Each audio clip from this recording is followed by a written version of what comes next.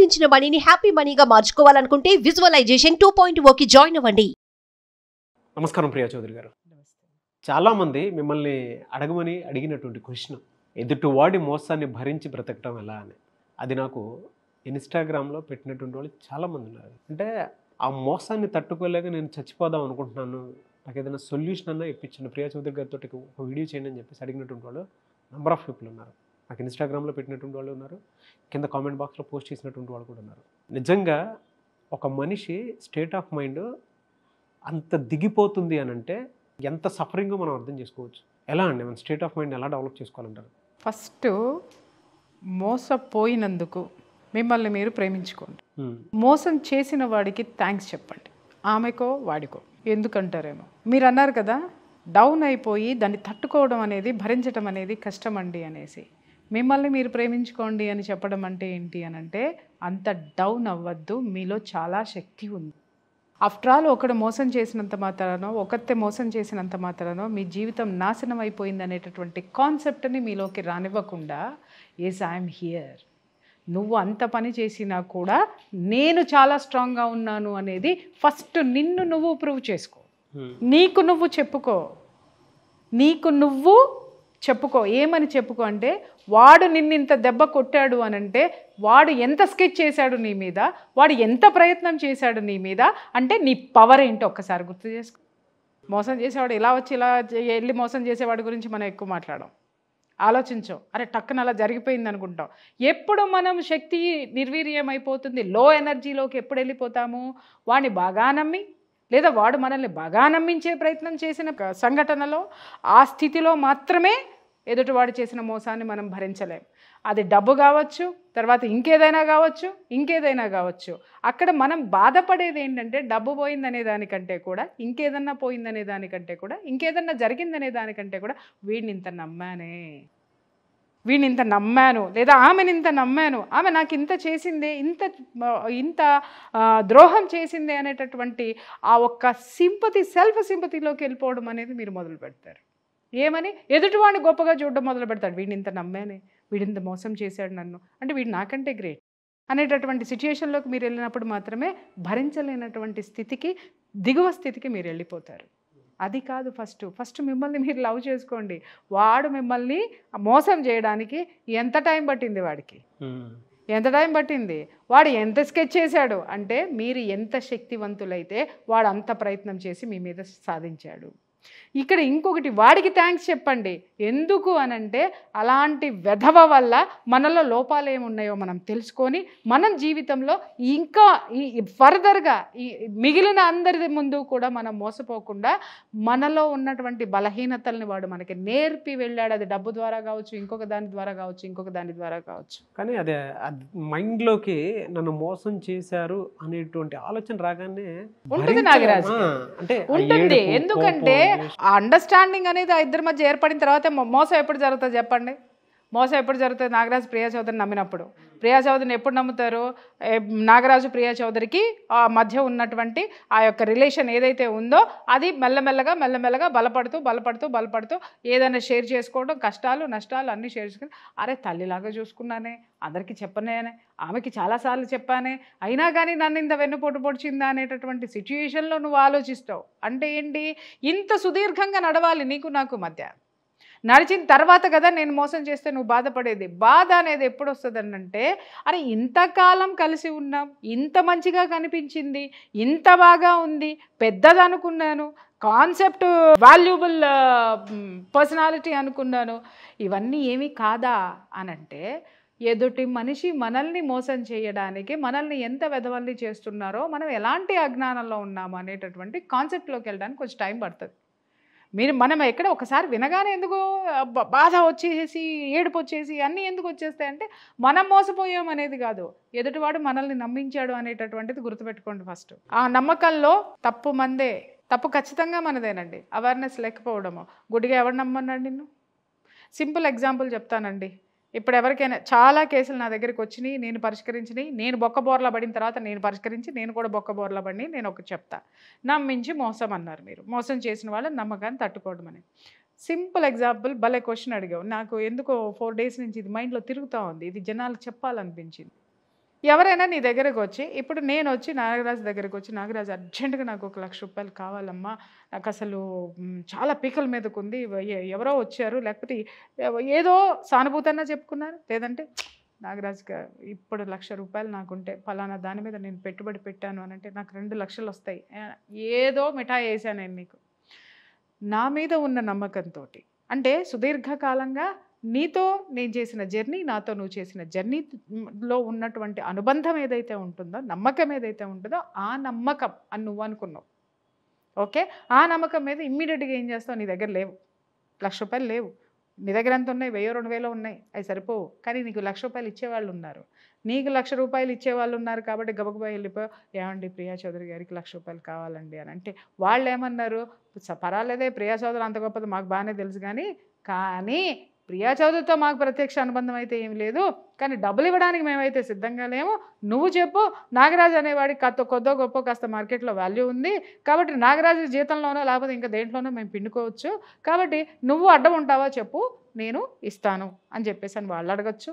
లేదు అని అంటే కష్టం అండి, ఎవరు నమ్ముతాం ఈ రోజుల్లో అని అవతల వాళ్ళు అనగానే టక్కన నాగరాజు ఏం చేస్తాడు అని అంటే, అయ్యో మేడం నాకు ఇంత ఇది ఉంది, మేడంకి మంచి జరుగుతుంది, మేడంకి మంచి చేస్తే ఆవిడ ఇంకా బాగుంటే నేను ఇంకా బాగుంటే, ఇలా ఏదో చెత్త ఆలోచిస్తాం కదా మనం. అయ్యో నేను హామీ ఉంటానండి, మీకెందుకు, నాది అసలు ఆవిడ ఎంత పర్ఫెక్టో మీకేం తెలుసు అని చెప్పేసి అని ఏం చేశారు, మీరు మధ్యలో సంతకం పెట్టారా, కేల్ కతం దుకాన్ బంద్ మీది. ఏమంటే డబ్బు మీ చేతి నుంచి నా చేతికి వచ్చింది లేదా అలా తిరుగుకుంటూ నా చేతికి వచ్చింది, డబ్బు తీసుకున్నాను, వెళ్ళిపోయాను, ఫస్ట్ నెల ఇమ్మీడియట్గా కట్టాను, కొద్దో గొప్ప కట్టాను, బాగుంది, 2వ నెల నాగరాజు కడతానమ్మా అన్నాను, 2 రోజులు లేట్గా కట్టాను, 3వ నెల వచ్చేసరికి చూస్తానమ్మా అన్నాను, అట్లా 11 నెలలు గడిచినాయి. ఈ 11 నెలల్లో ఏం జరుగుతుంది, నువ్వు కడతావు డబ్బులు వాళ్ళకి నీ దగ్గర ఉంటే, ఎందుకు పరువు నీది అక్కడ పోతుంది కదా, కదా నువ్వు కడతావు. లేదనుకో వాళ్ళ దగ్గర ఏం చేస్తావు, ఏమండి మీరు అస్సలు అధైర్యపడద్దు, పాపం అండి నా కళ్ళు ఎదురుగుండానే పెట్టుబడి పెట్టిందండి, లేదా నా కళ్ళు ఎదురుగుండా నేను చూస్తున్నానండి ఆవిడ్ని, కానీ ఆవిడ దగ్గర రావట్లేదు, వస్తే 10 నిమిషాల్లో ఇచ్చేస్తంటే వాళ్ళకి నీ మీద ఉన్న నమ్మకంతో 11 నెలలు గడిచినాయి, వాళ్ళకి ఓపిక చచ్చిపోయింది, వాళ్ళకి డబ్బులు స్ట్రక్ అయిపోయినాయి. ఇక్కడ నేనేం చేశాను, అప్పుడు వాళ్ళు వచ్చి నీ పీకల మీద కూర్చున్నారు, ఎక్కడో మోసం జరిగింది, అదేదో చేస్తుంది, దాని బాగానే మట్టసంగా డబ్బులు వస్తున్నాయి, అది దాచుకుంటుంది, వీడికి ఇవ్వట్లేదు, మనకు అసలు రావట్లేదు, ఏదో స్టోరీలు జరుగుతున్నాయి, లేదా ఇద్దరు కలిసి మోసం చేశారేమో అని చెప్పేసి వచ్చి నీ పీకల మీద కూర్చున్నారు. నా దగ్గరికి రారు, సంతకం పెట్టావుగా నీ దగ్గరికి వస్తారు, ఎందుకంటే నువ్వు వాళ్ళతో చదువుకున్నావు, నేను లేను. వచ్చి నాగరాజు మర్యాదగా డబ్బులు ఇస్తావా లేదా, ఇప్పిస్తావా లేదా, కడతదండి. ఎమ్మటే ప్రియా చౌదరి ఫోన్ చేస్తే, నాగరాజు నా సంగతి నీకు తెలుసు కదా, నా దగ్గర ఏదో మాట్లాడతా, మళ్ళీ చెప్పే ప్రయత్నం చేస్తారు. అలా 3వసారి వాళ్ళ ఇంట్లో వచ్చి కూర్చున్నారు, డబ్బులు కట్టు, ఆవిడ కట్టకపోతే అనగానే నాకు ఫోన్ చేశాను, నేను కట్టను, ఏం పీక్కుంటావు పీక్కో, అసలు నువ్వు నాకు ఇచ్చావు అనడానికి సాక్ష్యం ఏముంది, నువ్వు పెట్టావు సంతకం, నేను అడిగానా, నేనే అడిగా, కానీ నేను అడిగానా, నీకు అంత దోలుంది నువ్వు పెట్టావయ్యా, నాకేం చేయమంటావు, అదేంటి మేడం అంత కష్టంలో ఉన్నారన్నారు కదా అందుకే కదా నేను పెట్టాను అని అంటే, అవును అప్పుడు అడిగాను, అప్పుడు నా అవసరం అది, ఇప్పుడు ఇది, నన్నేం చేయమంటావు, ఇది మామూలు, అర్థమైందా. లేదనుకో నిన్ను ఇంకా ఏమార్చడానికి ఏం చేస్తాను అని అంటే, నాగరాజు నువ్వు అస్సలు టెన్షన్ పడకయ్యా, నువ్వు అస్సలు వద్దు, ఫలానా వాడికి ఇప్పుడే ఒక ఫైనాన్సర్తో మాట్లాడొచ్చాను, 5 రూపాయల వడ్డీకి తెచ్చి నీకు ఇచ్చేస్తాను అనేటటువంటి స్టోరీలు ఇంకా చెప్తాను నేను.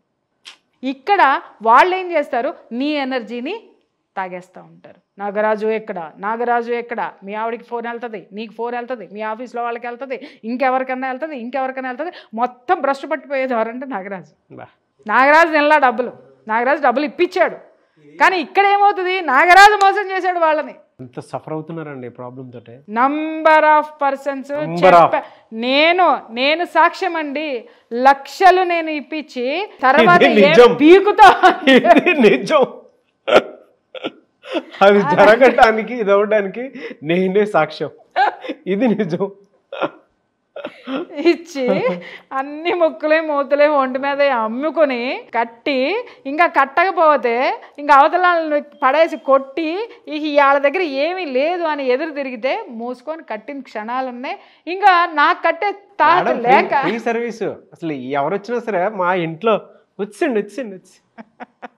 అప్పుడు ఏమవుతుంది, వాళ్ళు ఏం ప్రచారం చేస్తారు, నాగరాజుని నమ్మమాకండి, ఎందుకంటే వాడిని నమ్మి మేము మోసపోయాం, ఆవిడెవరికో ఈయన్ని నమ్మకండి, ఇక్కడ ఈడు నువ్వు ఇప్పించావు కదా, నువ్వు ఈడు, నేను ఆవిడ. ఎందుకంటే ఈవిడ దాకా వచ్చే శక్తి లేదు వాళ్ళకి, ఎందుకంటే వాళ్ళకి అనవసరం. ఎందుకంటే ఆవిడతో పెట్టుకుంటే ఏం చేస్తుంది, ఎందుకు వచ్చింది కర్మ, లేకపోతే వాళ్ళతో మనకెందుకు, మనవాడు ఈడు కదా అని చెప్పేసి అని భ్రష్టు పట్టిపోతాం, పక్కన ఇదే అవుతాం. ఇక అన్నీ వినేసిన తర్వాత నీకే వాళ్ళు మని నా ఎదుర్కొనేది, ఏంటి మేడం ఏంటి సంగతి, మిమ్మల్ని నమ్మి నేను ఇచ్చాను, ఎలా పడమంటారు, ఒక్కసారి అర్థం చేసుకోండి, మనిషి అన్న తర్వాత ఇన్నిసార్లు భరించాను, ఇంకా నా వల్ల కాదండి అని అనగానే అప్పుడు నాలో ఉన్నటువంటి అసలు స్వరూపం బయటకు వస్తుంది అనమాట. లేవు, ఏం చేయమంటావు, లేవు నా దగ్గర, లేవు, ఇస్తా, నా దగ్గర ఉన్నప్పుడు ఇస్తా, వచ్చి తీసుకెళ్ళి.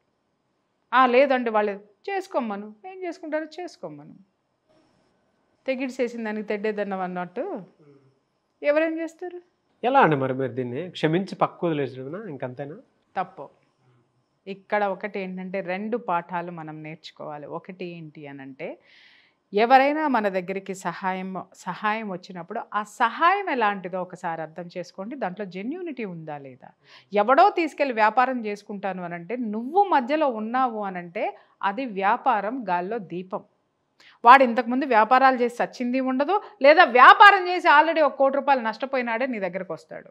వాడికి నిజంగా ఒకటే చెప్తున్నాను, అందరూ గుర్తుపెట్టుకోండి, ఎవరైనా ఒకళ్ళ దగ్గరకు వచ్చి డబ్బులు పలానా వాళ్ళకి ఇవ్వండి అని కనుక అడిగారు అనంటే, వీడికి మన దగ్గరకు వచ్చి ఇప్పించండి అని అడిగారంటే వాడికి మార్కెట్లో వాల్యూ లేదని అర్థం. అర్థమైందా? అది ఏ సహాయమైనా సరే మార్కెట్లో వాడికి వాల్యూ లేదని అర్థం. నేను ఫైనాన్షియల్ అంటే అందరికీ అంటుతుందని అది చెప్పాను నేను. అందరు బాధితులే ఉంటారు, చాలామంది ఉంటారు కాబట్టి చెప్పాను నేను. ఏదైనా నీ దగ్గరికే పరిగెత్తుకొని వచ్చి నా దగ్గర చాలామంది వస్తారు, ప్రియక్క నువ్వు తప్ప మాకు ఎవ్వరు లేరు ప్రియక్క అనేసేసి ఇట్లా పట్టేసుకొని, ప్రియమ్మ నువ్వు తప్ప ఎవరు లేరు అని చెప్పేసి అని. నాకు నిజంగా చెప్తున్నాను కదా, నేను ఎన్నిసార్లు మా లాయర్లతో కానీ మా అడ్వకేట్లతోటి డాక్టర్లతో ఎవరితోనైనా ఎన్ని బూతులు తిట్టించుకున్నానో నాకే తెలుసు. బూతులు అంటే పాపం వాళ్ళు ప్రేమతో తిడతారు, నాకు కూడా తెలుసు. వస్తే కౌన్సిలింగ్కే రండి అంతే. మేము వేసేసుకొని అమ్మా మనం తప్పితే అసలు అని బాహుబలిలాగా ఇలా కండలు చూసేసుకొని ఇలా చూసేసుకొని పోతే, అది అయిపోయిన తర్వాత పని అయిన తర్వాత వెనక్కి కూడా తిరిగి చూడరు. ఏంటంటే మాట్లాడతారు, అబ్బా భలే విచిత్రంగా ఉంటాయి. వీళ్ళేనా మన ముందు చేతులు జోడించి మన కాళ్ళ దగ్గర కూర్చున్న క్యారెక్టర్లు ఇవేనా అనిపిస్తుంది. అంటే మన శక్తి ఖర్చు అయిపోతుంది, మన డబ్బు ఖర్చు అయిపోతుంది, మనకి పలుకుబడి ఖర్చు అయిపోతుంది, అన్నీ వాడేసేసుకుంటారు. వాడేసుకుని వాడు ఎదిగిన తర్వాత వెనక్కి కూడా తిరిగి చూడడు. పని అయ్యేంత వరకు మనం దేవుడు, పని అయిన తర్వాత ఎవరని చెప్పు, నీ పేర్లు అంటే నీ పేర్లు పెట్టుకోవచ్చు, ఎవరమో తెలియదు, భలే చెప్పు, ఎవరమో తెలియదు. పని అయ్యేంత వరకు దేవుడు మాయమైపోతాడు. చూసావు, దేవుడు దాని దుంపదగాల పని అవ్వగానే మళ్ళీ దేవుడు మాయమైపోతాడు. అసలు మనమే అంటే దేవుడు మాయమైనట్టు మనం మాయమైపోతాం. Life lesson. సో అప్పుడు మనకు అనిపిస్తుంది అన్నమాట, అరే వీళ్ళ కోసం మనం ఏం చేశాము అని బాధ, సుడులు తిరుగుతుందండి బాధ. ఎందుకు సుడులు తిరుగుతుందో చెప్పమంటావా నాగరాజు? మనము వాళ్ళకి హెల్ప్ చేసే విషయంలో, వాళ్ళని నమ్మే విషయంలో మన సంసారాన్ని నెగ్లెక్ట్ చేస్తాం, మనల్ని మనం నెగ్లెక్ట్ చేస్తాం, మన డబ్బు ఖర్చు పెడతాం, వాళ్ళకి ఇవ్వాల్సినంత మర్యాద వాళ్ళకి ప్రపంచం ఇచ్చేదానికంటే మనం ఎక్కువ వాల్యూ ఇస్తాం. ఇవన్నీ కూడా ఒక అర్హత లేనటువంటి వ్యక్తికి కట్టబెట్టామనేటటువంటి బాధ ఉంటుంది చూడు. ఇంకా అది చాలా తక్కువ మంది ఫీల్ అవుతారు, వీడికి అర్హత లేదు, లేకపోతే ఈమెకు అర్హత లేదు అందుకే కట్టబెట్టామని చాలా తక్కువ మంది ఫీల్ అవుతారు. కానీ చాలామంది ఫీల్ అయ్యేది ఏంటి అని అంటే, నేనింత వాల్యూ ఇచ్చాను కదా, నేనింత నమ్మాను కదా, నేనింత సేవలు చేశాను కదా, నేనింత అంటే ఇంత కూడా ఉండదు మనలో ఎనర్జీ. ఇంకా అంతే చెప్పాను కదా, ఉండదు ఎనర్జీ. దయచేసి అసలు విషయం ఏంటంటే, నా లాంటి వాళ్ళకి 50 ఏళ్ళు పట్టింది ఏది రియలైజ్ అవ్వడానికి. ఈరోజు ఎవరైనా నా దగ్గరికి వస్తే ముందు ఫీజు కట్టి తర్వాత మాట్లాడు. నా ఫ్రెండ్స్ ఫోన్ చేసినా కూడా, సరే ఫోన్ ఎత్తాలా, సరే నెక్స్ట్ టైమా అకౌంట్లో డబ్బులు అయ్యి ఎంతసేపు 1 అవరా మాట్లాడతా, లేదు 2 నిమిషాల పేమెంట్ మాట్లాడతా. అంటే ఆ స్థాయికి నేను రావడానికి కారణం ఏంటి నాగరాజు వెక్స్ గారు? కాదు, నన్ను నేను తెలుసుకున్నా. అదే నా టైం చాలా వాల్యూ, నేను చాలా వాల్యూ, నా services value, everything is value. అందుకే జనం నా దగ్గరికి వచ్చి నన్ను కొలగొట్టారు. కాబట్టి ఆ వాల్యూని నేను ఇప్పుడు నిలబెట్టుకునేటటువంటి పరిస్థితిలో నేను ఉన్నాను. కాబట్టి చివరికి మా ఆయన ఫోన్ చేసినా కూడా ఇదే పరిస్థితిలో ఉన్నాను నేను. సమస్య లేదు. ఎందుకనంటే ఎందుకు ఇవ్వాలి ఫ్రీ సర్వీస్? ఎవరికైనా ఎందుకు ఇవ్వాలి ఫ్రీ సర్వీస్ చెప్తున్నా. నీకు ఒక వాల్యూ ఉంది, నువ్వు ఒక మనిషిగా నీకు ఒక వాల్యూ ఉంది, నీకంటూ నీకు వాల్యూ ఉంది. ఆ వాల్యూని జాగ్రత్తగా గుర్తించండి. ఎవరిని పడితే వాడిని నమ్మకండి. అది ఎవడైనా సరే, కొంపలో ఉన్నాడైనా సరే, బయటాడైనా సరే, పక్కనాడైనా సరే, లవ్వర్ అయినా సరే, ఎవడైనా సరే, ఎవత్తైనా సరే, అది అమ్మ, అక్క, చెల్లి, ఎవరితైనా సరేనండి. మిమ్మల్ని మోసం చేయడానికి వాళ్ళు ముందుకు వచ్చినప్పుడు మోసం చేశారు అని తెలిసిన తర్వాత అది ఎలాంటి అనుబంధమైన, ఎలాంటి సంబంధమైన ఎత్తి అవతల పడేసి మీరేంటనేది మీరు కూర్చోండి. మీ ఎనర్జీ మీరే, మీరు ఎప్పటికీ మీరే. వాళ్ళు మిమ్మల్ని కోల్పోతారేమో కానీ మీరు వాళ్ళని కోల్పోరు. అది మాత్రం గుర్తుపెట్టుకోండి. అది కనుక పక్కన పెట్టి చూస్తే ప్రపంచం కొత్తగా కనిపిస్తుంది మనకి. 100% కొత్తగా కాదు, ఎనర్జెటిక్గా కనిపిస్తుంది. అండ్ వన్ మోర్ థింగ్ ఏంటంటే దరిద్రాలన్నీ వదిలిపోయి ఒక కొత్త ఎనర్జెటిక్ పరిచయాలు కానివ్వండి, ఒక ఎనర్జెటిక్ దాన్ని ఏమంటారు యాటిట్యూడ్ కానీ మనకి ఏర్పడుతుంది. అవును. కాబట్టి love yourself, say to them, say to thanks to them and say to thanks universe. Thank you అండి. Thank you so much Priya Chaudhary గారు. Thank you.